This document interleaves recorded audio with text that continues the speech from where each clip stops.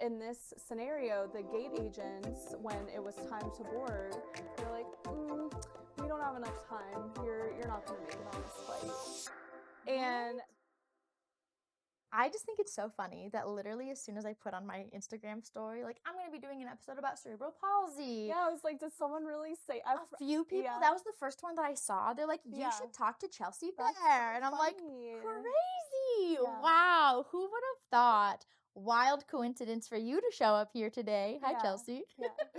So you are a content creator that focuses on disabilities, specifically cerebral palsy.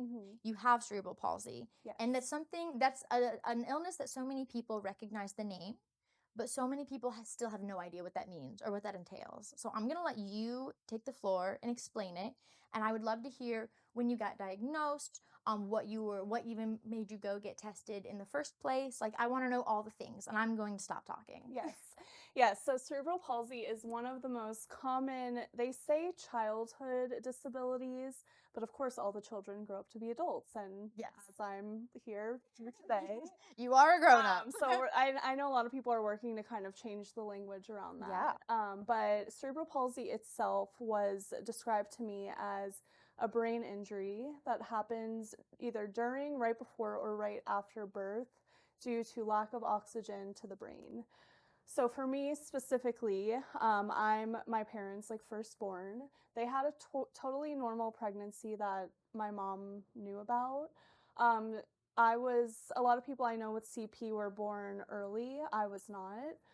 So I think I was positioned breech, in my mom when it was closer to. And there's nothing she can do about that. That just happens. No, it's it just happens. They really weren't nervous about anything. The only thing was, instead of having a natural delivery, they decided to do a scheduled C-section. So she had a scheduled C-section. I think it was 10 days before my due date, so really not too early. Right. And everything went fine. So the C-section went great. I was home a couple days later, just because they normally keep you after a C-section. And everything was kind of status quo. And then when I was a couple months old, my mom went to a mommy and me class, with her friends who just had babies too. And she was picking up another baby and just starting to notice their muscles felt a little different compared to mine. And I say I'm the firstborn because she didn't have experience with other babies or what to compare it to. I'm a firstborn too. We were all the experiment the child. Yeah, I get it. They don't know what to do with us. Yeah, and my mom was really young when she had me too. She was 22, I think. So I always think, I couldn't imagine. Right, I'm 30 years ago, and I'm like, going through that without all the resources online and stuff. Yeah.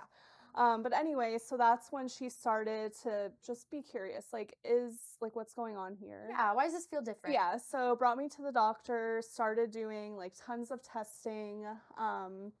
They started treating me as if I had CP right away, and they started doing stuff called early intervention, which is getting me into physical therapy, OT, just doing everything they can to try to, make things better. But I didn't get officially diagnosed until I think I was 3 years old. So for those first couple years of my life, thankfully the doctors and my parents just started me in stuff, but there wasn't the official diagnosis until then. And still to this day, we don't know why. So it's kind of a mystery. I don't know why, but I try not to get down that rabbit hole of why did this happen to me? I just am this is what it is. I've had it my entire life. And so to explain more about it, so it's as I just said earlier, it's a brain injury.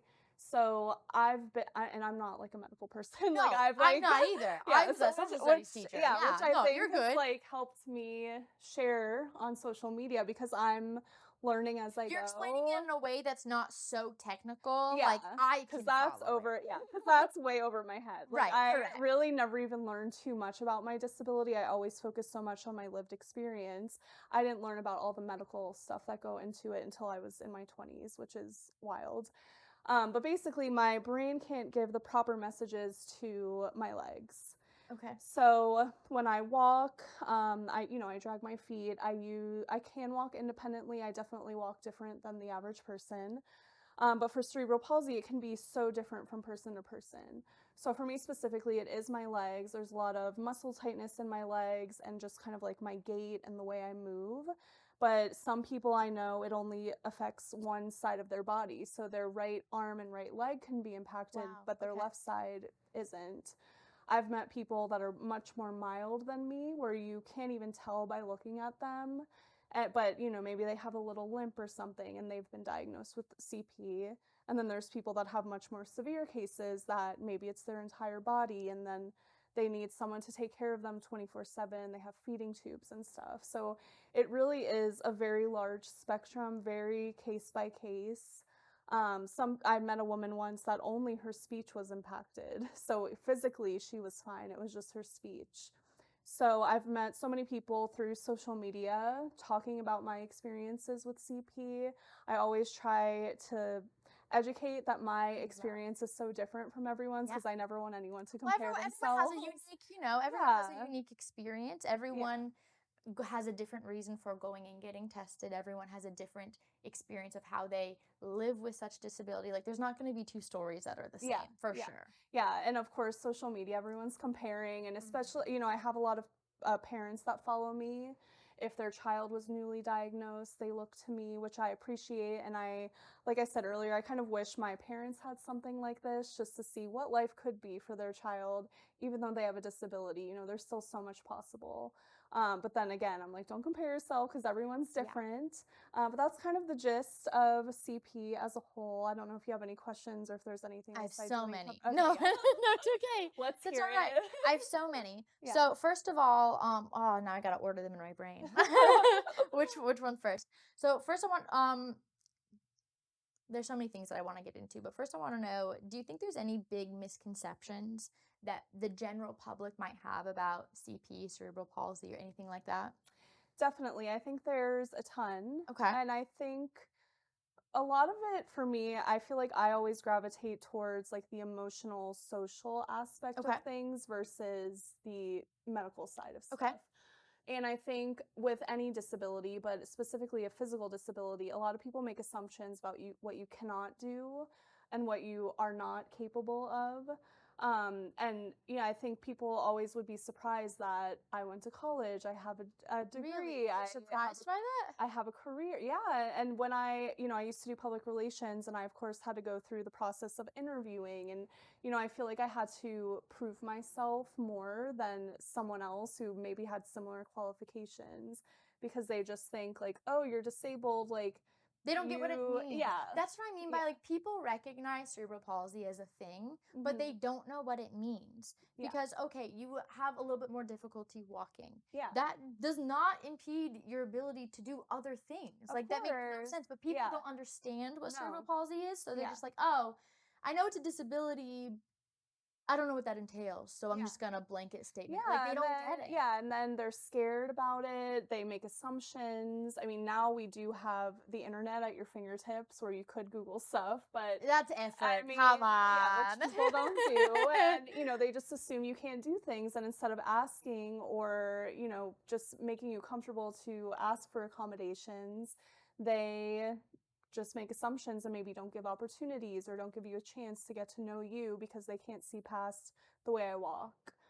So I think that's the biggest thing that I've dealt with, and I know a lot of people have too. You say that people tend to make a lot of assumptions about you. What are some of the Mhm. most typical that you get? Like, what do people just assume about you, either by the way that you walk or by hearing that you have cerebral palsy? Yeah, I think a lot, kind of again, that I can't do things. I've had people ask how I get dressed, how I shower, just how really anything you can imagine. People have asked me, and it's kind of like use common sense. I am able to do the majority of things by myself. If I do need help, yeah, I have a system in place. I'm in my 30s. If Yeah, you've been with this for a long yes, time. like I know, and even when I was in my 20s and my teens, like yeah, I may do things a little bit differently, but I could still get it done. And some people just assume that it's kind of this like save me mentality that I always Okay, need yeah. help or people force help upon me, which is the wildest thing.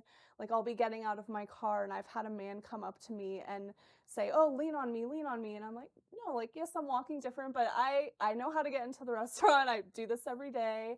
And a man literally yelled at me once because I was very kind about it. I'm like, "Thank you so much, but no, thank you." And he was like, "Why wouldn't you just let me help you? Like, I'm trying to do something good." And I'm like, honestly, it makes it harder for me because then I have to think about leaning on a stranger that I don't want to touch.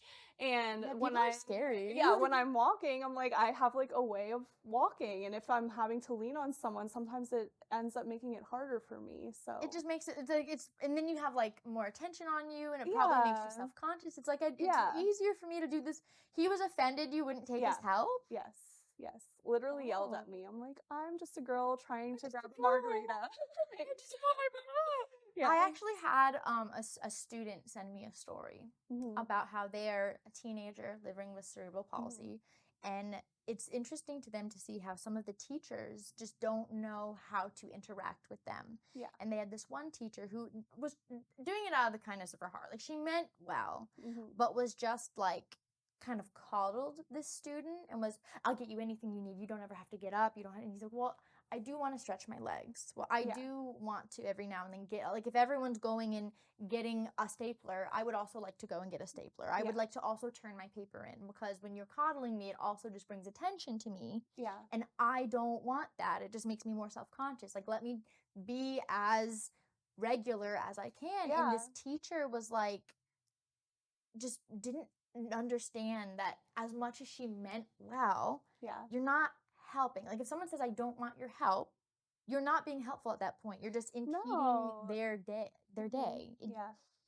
Yes. It bothers me. Yes. So No, sorry. same. And I've had a handful of teachers like that too. I remember my senior year of high school, I was in AP biology, and me and a bunch of my friends were taking the class together, and it was one of those things every time I would raise my hand and answer a question or something, the teacher would give me a piece of candy, like as a treat, when no one else in the class got that. Oh And of no. course, it just became like an inside joke with me and my friends, and we're just like, this is absolutely ridiculous. And, it made us laugh, but then also That's really it's not wrong. good, and That's so it's wrong. so, and I, just could tell she would talk to me kind of more in a baby voice. And I'm like, why? I'm having a full conversation with my friends, with the teacher. I'm a full participant in the class. And she just did not know what to do with me. And I'm like, I use a walker, I get to class, but beyond that, there's Just a nothing. normal Yes, kid. there's nothing different. Oh no. So I've had my fair share of that as well. So I know this is different. Mhm. When I was student teaching, I was lucky enough to student teach at this school that was really big into like very specific accommodations. So they focused on students who were deaf and blind, Mhm. and it was a really cool experience. I loved it. But I also noticed I was also a new teacher. Mhm. But I don't know why some some of the newer teachers struggled with it more than others. But I was really lucky to have the experience of working with some of these students with disabilities, because I felt prepared to be able to help future students down the road. Mhm. And I remember I had another student teacher in my classroom when my student who was blind, she's fully blind. She had a seeing eye dog. She was so sweet. I don't remember exactly what she said at all, but she was kind of being silly and dramatic. And I was like, girl, you are being such a drama queen right now. You are fine. You can't see. You're doing great. Mhm. And we just had that relationship. Yeah. And I just remember the other teacher was like, Rebecca, Why would you say that's a that? blind student. And I was like, I do realize she's blind. Yeah. Yes, there is a dog in my classroom. Mhm. Thank you for letting me. I do get her Yeah. braille assignments Yeah. every day. Yeah. And he's like, why would you speak to her that way? And I'm like, because that's the relationship we got. We troll Yeah. each other. What do you mean? Like, Yeah. she just wants to be a regular kid. She wants to joke around. She wants to laugh like people laugh to cope. Like Yeah. people have what they have and they learn to live with it and live a normal life. But when Yeah. you're coddling them, like you're depriving them of that human interaction. Like, 1000%. And that's what I always wanted. I just want to be treated normally. And, I think my parents did a really good job at that. And I'm so grateful. And I have a younger sister. So, like, the two of us grew up together and we really were not treated differently. Like, it wasn't like Chelsea gets special treatment for certain things. Which I think helped me become who I am today. And I think if I was coddled and had everything handed to me or made everything easier, I wouldn't know how to be independent. I wouldn't know how to just be out in the world myself, whether it's physically or having relationships with people. I think that it was just such an important aspect of my childhood that whenever people ask me for advice, if they do have a child that's newly diagnosed, that's my number one thing. Like, let them be a kid, let them make mistakes, let them learn the hard way how to be independent and do things. Of course, if they really need help, yes, help them.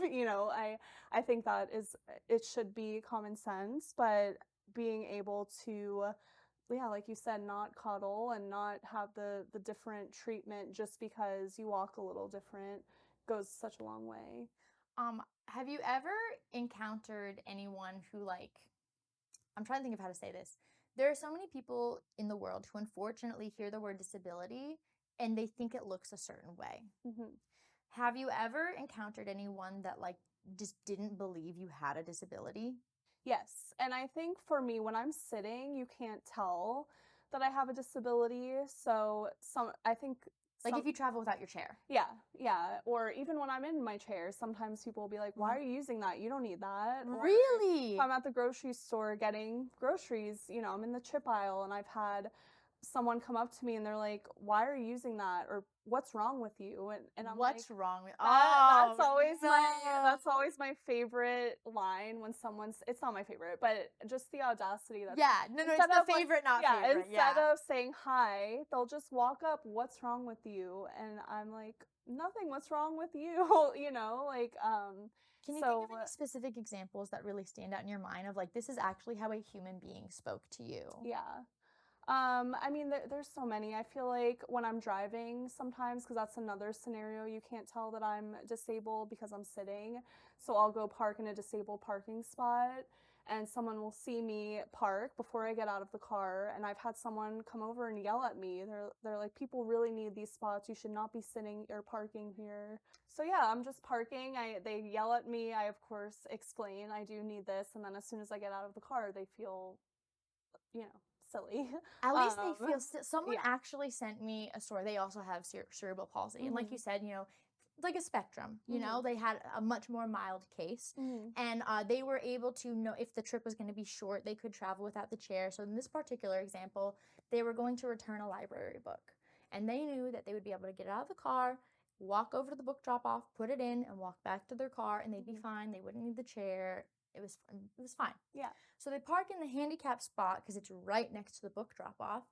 They get out, and this lady just rushes them.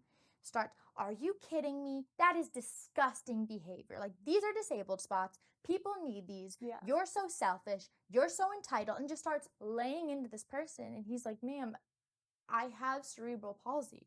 "No, Yeah. you don't. You're not even in a chair." And he's like, "That's not how that works. Yeah. Yeah.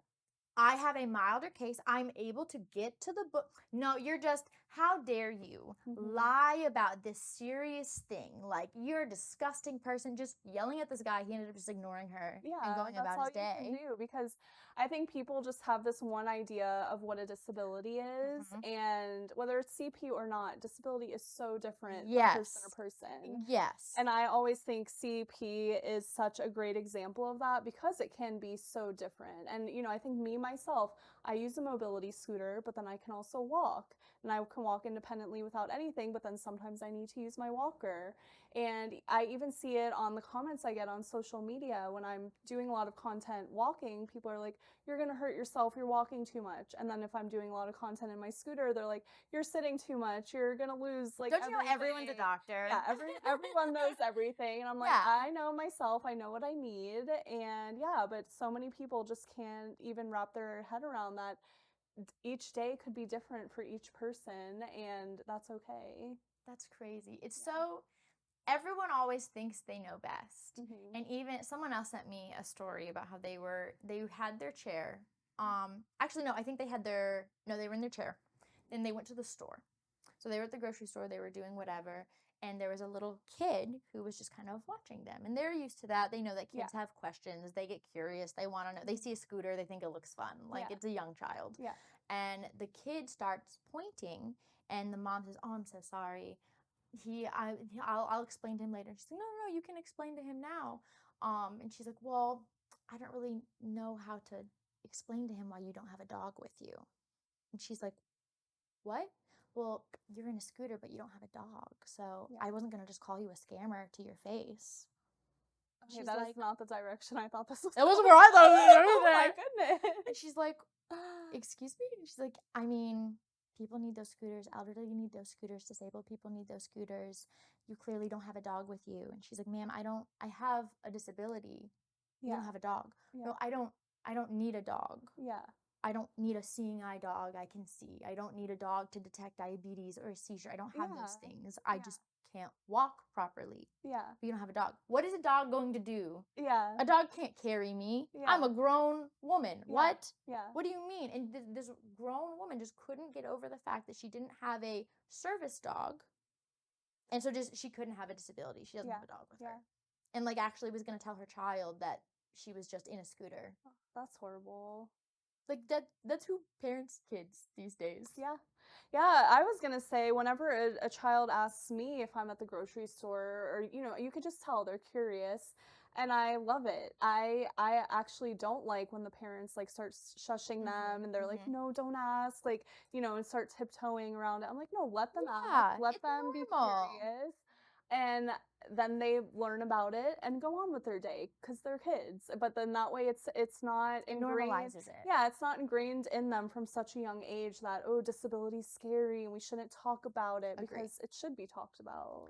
I would love to hear like what school was like for you. I know you said that there were some teachers that coddled you, but did you have any interactions with kids that like probably wouldn't have happened if you weren't either in the chair or didn't have cerebral palsy? Like how was I'm not making sense right now. It's okay. You know what I'm asking Yes, you. no, I know what you're asking. I think overall I didn't have too many negative experiences, but I definitely had a handful. Are there any that you feel comfortable talking about? Yeah, I mean, I think for me, I'd say high school was the hardest, just because your social life is kind of like starting to become in your own hands. Yeah. I think I dealt with a lot of bullying in high school and being left Really? out. And I remember like one time all my friends were going to the movies or something, and we're 16, a few of us have cars, a few of us don't, and one of my friends at the time told everyone that he wasn't going to invite me because he didn't think my walker would fit in the car, and didn't tell me, didn't ask me. And obviously at 16, I'm devastated. I'm like, all my Yeah. friends are hanging out and I'm being excluded without even being given the opportunity to figure it out, which I could have. My walker can fit in every car. I could have had my mom drive me, Right. and that was a really, that's just one example of many during the time, Yeah. and that really shook me. But then I had experiences when I was like in elementary school too, where we're young. I was in regular classes, so I was the only disabled student. And I'd have boys like come up to me and they're like, "Why do you walk like that? Like, what's the matter with you? Why do you use that thing? It's so loud in the hallway." And or being excluded from like playing sports and stuff. And I was a tomboy growing up. Like I liked to play, and I think part of it was trying to prove to myself or others that I can do this stuff. But yeah, just getting like little comments like that. But again, I think my parents did a good job at raising me to kind of stand up for myself. Good. And if they would say something to me about the way I walk, just be like, "Yeah, it's how I walk," and like, what do you need? like what we don't need to talk about it, or I think Or like, like, let's talk about it. What bothers you? Yeah. Why is this impacting your day? Yeah. Why did you feel the need to like there's a difference between asking a question and like genuinely like a kid being curious or wanting to understand more about a disability, but it's about how you go about the question. Like, what is wrong with you is not the polite or correct way to go about it. No. Why do you walk like that? Yeah. That, like, when you have a specific tone behind it, that's just rude. Yeah. That's rude. Yeah. And I feel like people hear don't be rude about it, and I feel like some people get self-conscious and they're like, okay, well, I won't ask about it. But Mhm. I think it's common sense, you know? Yeah. It's a good thing to educate yourself about disabilities. It's a good thing to ask questions and make people feel included and part of the conversation. Don't be rude about it. Like, Yeah. that's common sense. Yeah, no, I always say just treat others how you would want to be treated. If you don't want someone walking up to you and asking about your medical history as the first thing out of your mouth, Right. don't do that to someone else. Exactly. And I'm always so open talking about my disability, but there may be some people who aren't. So it's just like, It's a again, case by case yeah, basis. and you know, I always appreciate my friends, especially as an adult when you're meeting new people. They get to know me first before jumping into these questions, and I always appreciate that people who can know me for me and not have, you know, my disability as like the defining characteristic of me, because it's really just one aspect of Right. my life. Interesting. Can you think of any other misconceptions people might have about cerebral palsy, disabilities in general, like anything that you feel like people just need to understand or know? I think I just think disabled people are capable of so much, and so many people don't think that. I think when it comes to jobs, you know, just being parts of communities, everyone always associates people with disabilities as not being able to do things when we are so creative. You know, we have to adapt every single day in multiple aspects of our life. And I think a lot of people don't think as someone with a disability as qualified for a job or a leadership position or, you know, anything in between, just giving opportunities without immediately being like, no, they're not able to do it.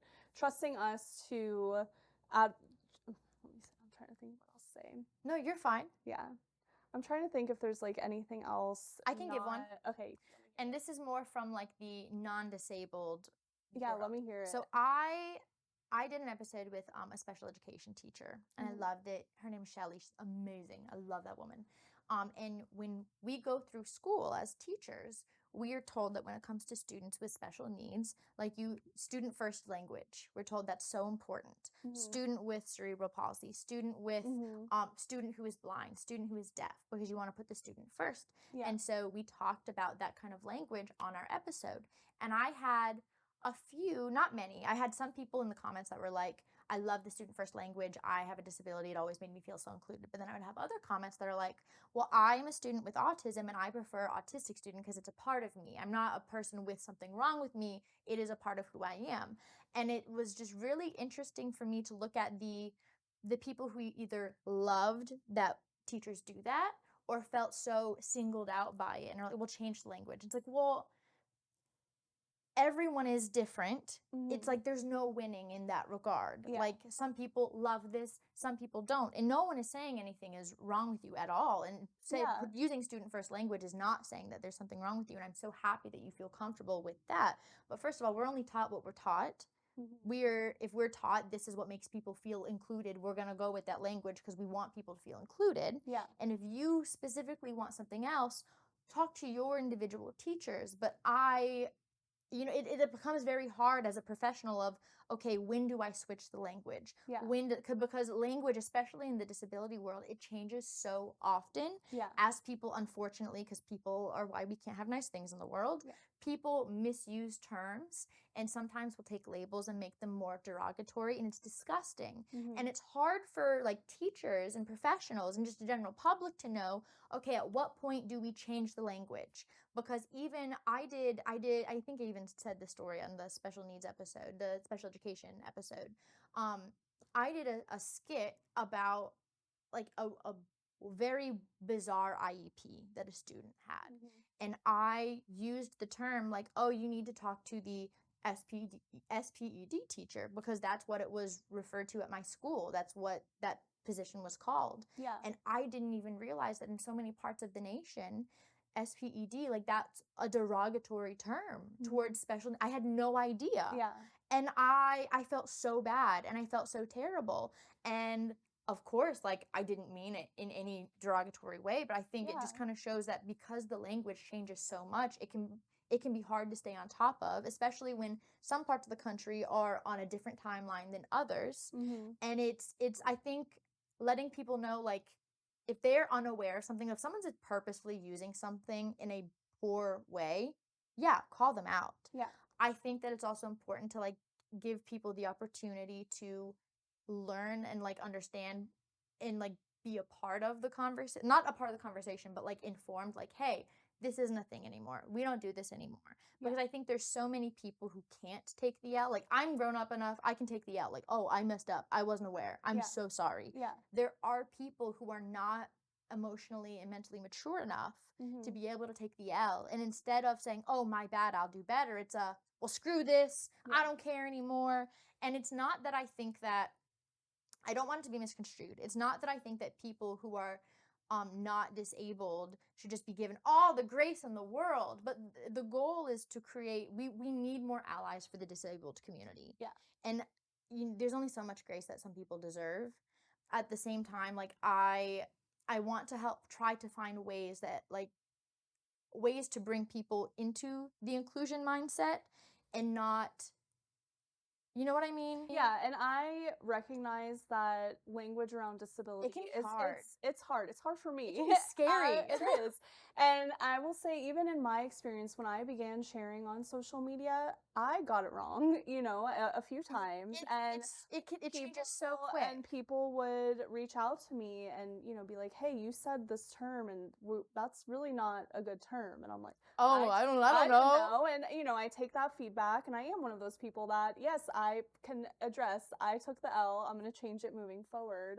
But even that, like, I think there's so many, even in terms of generation to generation, I think our generation now is trying to really grasp and be proud of the word disability. But I have friends in older generations that word makes them so uncomfortable, and they say every variation of it, or make, I've heard like different abilities and just a ton of different things where I think the term disabled is a more cohesive way for everyone to kind of come together and understand we're all working towards the same thing. But anyway, it is so different from person to person, place by place. And I think it always comes down to just being open to having these conversations. Yeah, absolutely. And creating an environment where if someone with a disability is uncomfortable about the way you're talking about them, that you're open to just having a conversation about it. Because most of the time, I think from my experience, I don't even know what I want sometimes. And I have to learn that through how other people interact with me and vice versa. And just because you want something, someone with another disability might want something completely different. Exactly. Because every person is different. Everyone's experience is different. Everyone's comfort levels are different. Their boundaries are different. Yeah. And I always say that we come from different branches of the apple tree. Yes. But so I want to know, I have a couple more questions, but before I move on, are there any other interactions with people that really just stand out to your mind? Because it's more of an example of like, hey, this is how we're treating people. Maybe we shouldn't do that. And if not, that's okay. We can move on. Yeah. Another one that just popped in my mind. I was traveling in Europe last year, and I was at, I think, Heathrow, leaving. And no one told me, but the gate had stairs to go down to the plane. And normally when I board, in America, I've really never had this issue, but I check my scooter at the gate and I literally ride it all the way, like right up to the doors of the plane. I stand up, walk onto the plane, they take it down, and when I land, they bring it back up. But in this scenario, the gate agents, when it was time to board, saw my scooter and they're like, oh, you can't like go down the stairs. I'm like, okay, great. Where's the elevator to get down to the tarmac? They're like, we don't have enough time. You're not going to make it on this flight. And there are probably over 100 people waiting to board this plane. And without even thinking, without trying to figure out a solution, they looked at me and they were like, nope, you're not getting on this flight.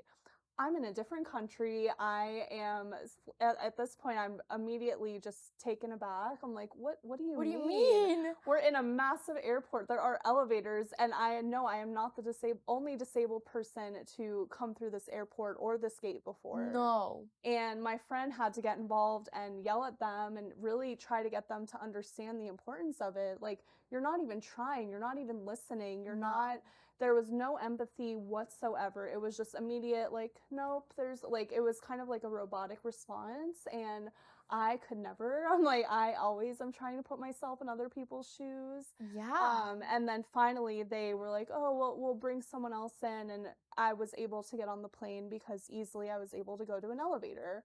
But that was a truly wild experience for me. I'm like, how is this your solution to just be like, nope, You're you're you're not just getting stuck on, here. you're stuck. And What? it was really Because I'm bizarre. assuming you boarded early. Yeah, that too. So like, would that not be an issue on any plane? They just didn't want to do it. No, they didn't want to do it. That's And so then gross. when I got there, there were, down on the elevator, there were a handful of other people there too that they were working with. So I just couldn't believe that they were so quick to just be like, nope, you're That's staying. gross. It No. was For how long? That's gonna be the same for any airplane. Yeah. That's gross. They were just waiting for someone else to do. Yeah, That's they were just lazy. Oh, They I didn't hate want that. to they didn't want to figure it out. They didn't want to leave where they were, and it took my friend kind of yelling at them because I'm not the most confrontational person for them to finally be like, "Okay, we need to figure this I'm out." so sorry. Are there any other things that you can think of where like you were trying to just live your life and there just were not accommodations in place? Hmm. Because I know most places in the US are pretty good about accessible ramps, the automatic Yeah. doors. Like these are all, for those that don't know, Yeah. those things are in place for people with Yeah, disabilities. for most places. I mean, I think like when it comes to traveling, a lot of historical areas are a little hard, Yeah. where there's a lot of, rules and regulations, or About a lot of building. buildings are grandfathered in, even though the ADA has been around for more than 30 years at this point. A lot of them are like, oh no, we can't build a ramp. But most of the time, I've also talked to people that are in these higher up positions in certain buildings or establishments where if they really advocate for the city or whatever, they can make those changes. And kind of on the flip side, when I was in Europe, I was really impressed because these buildings that are way older than what we have in America, they do have accommodations and elevators. I remember the first time I was in London, someone told me that they were adding an elevator in. So I'm like, okay, if they could do it over here, Yeah. we could definitely do it in America.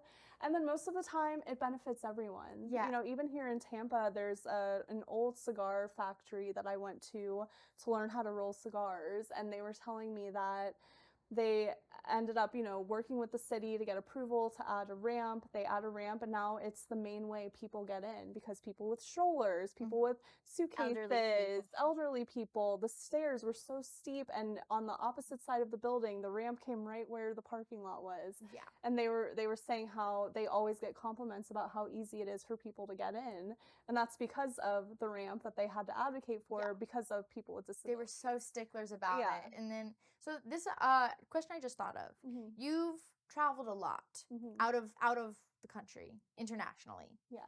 How do you find the accommodations in America compared to accommodations in other countries? Is it easier or more difficult for you to do regular things? I hate to say it, but it really depends. Okay. Because, I mean, even in the state of Florida, how big it is, some areas are super rural and then some are more city-like. Right. I personally love the more city-like just because it's more scootable most of the time. It's going to be more You don't have to infrastructurally. rely on, the transportation and stuff like that. But, I've had really positive experiences internationally as well with public transportation. But then in some areas I haven't. And same in America, just depending on kind of like where you are.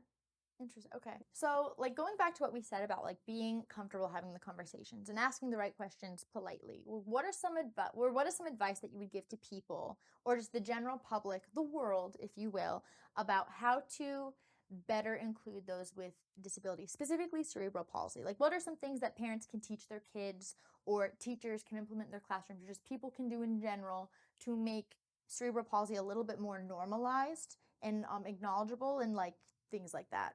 Yeah, I think one of the best ways to do it is have your kid have friends with disabilities.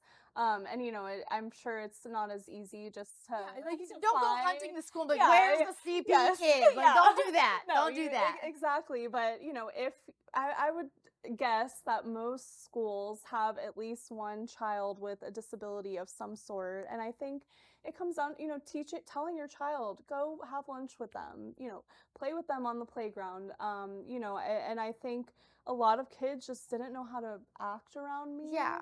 And I had to be the one to kind of like initiate conversations or initiate making plans with people when it shouldn't only be that way. And even doing that, like some of them would still be like, I don't know. And I think it could be as simple as a parent having a conversation, like do things with the child with a disability. I meant to ask you this earlier, but I didn't Yeah. want to interrupt you, and Yeah. then I got distracted. Okay. Your friend that didn't ask you to the movies, did you Mhm. end up talking to them? Like, what ended up happening with that?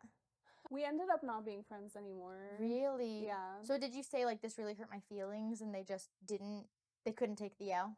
Yeah, yeah, they were one of those people, yeah, couldn't take the L, Ugh. couldn't have the conversation, and then tried to play it off like, "Oh, that's not what I meant. That wasn't But like." that's what happened. Yeah, which of course that's what happened, but they didn't want to take accountability for it.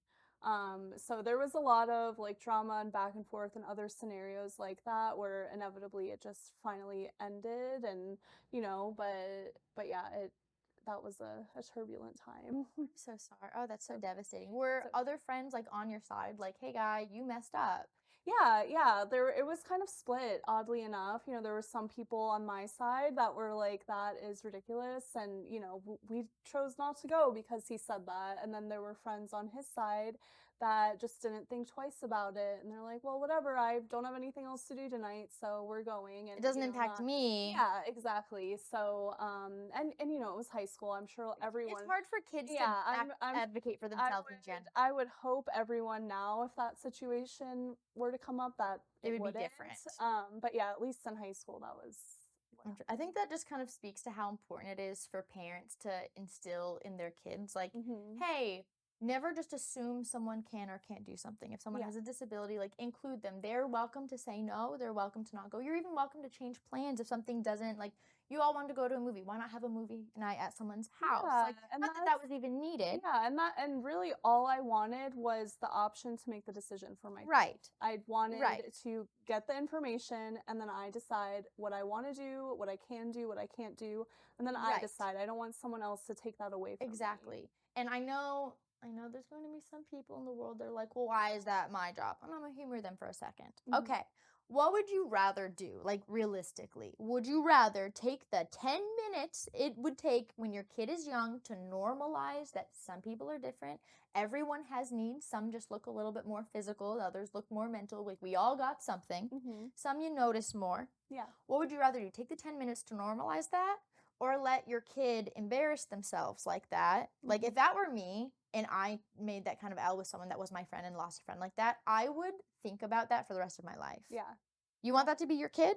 Yeah. No. You want your kid to look like a jerk in front of everybody? No. Take the 10 minutes to save Mhm. your child the future embarrassment of looking like a jerk. Yeah. Because if they're not mature enough to be able to take the L, that's what they're going to look like. And Yeah. they're going to lose friends, and they're going to think about it for the rest of their lives. Yeah. I know on my side, that's what I think about all the time. Mhm. I'm like, that's embarrassing for you that Yeah. you did that. And that Yeah. is my main memory of them, Yeah. for the rest of my life. Like, that's So, how you see them, and that's how mhm. other people will see them as the I just lost the word in my head, but I can't think of the word now. I just lost it. But the an inclusive person. I don't even Yeah. think that's a word, but that's Yeah. okay. Yeah. Are there any other last minute things that either people don't understand or you want people to know, or advice or anything to leave people with on cerebral palsy? Yeah, I think, like I said, everything is case by case, but Yeah. it really just comes down to getting to know every person individually, who they are, what their preferences are, and not focusing so much on the disability. I think it's definitely an aspect of my life. It's the main part of my content that I share on social media. But beyond that, when I'm with my family and friends, it's not the main topic of conversation. We're Yeah. talking about so many other things, and there's so many other parts about myself that have nothing to do with my disability. Absolutely. And I know that that's the same for everyone with a disability. So I think it's just having that mindset, breaking it down Barney style, treat others how you want to be treated, and just having empathy and compassion. I think a lot of people lack that, and you really notice it when you kind of go through the world with a disability. But I always gravitate towards the people that are just open to getting to know me for me. And yes, I have some extra baggage with my disability, but it really doesn't change, what I contribute to the world. I love that. Yeah. Thank you so much for this. Like Of all this course. information, I think it's so important. I think it's Mhm. beautiful, and I love that you're not only giving a voice to like the cerebral palsy community. You're just so unapologetically you in the best way possible, as you should be. Yeah. And I think that the confidence that you have surrounding your disability like is so inspiring to other young kids who might be learning to live with it, and that can Yeah. be so hard, especially for kids. Yeah. And so I think it's so wonderful that you are just who you are. And Thank so I you. thank you for this. Thank you. I Yeah. thank you, because not a lot of people will go out of their way to have a whole Oh, yeah. conversation just about Absolutely. this. And obviously, I think it's so important, and I'm sure a lot of people watching will too. So Absolutely. Well, yeah. I hope you guys are obsessed with her as I am. I love this woman. I'm so excited for all the people that were DMing me to be like, finally, Me too. it's out. But thank you guys for joining us. I hope you have a great rest of your day, and we'll see y'all next week. Thank you. Bye, my lovelies.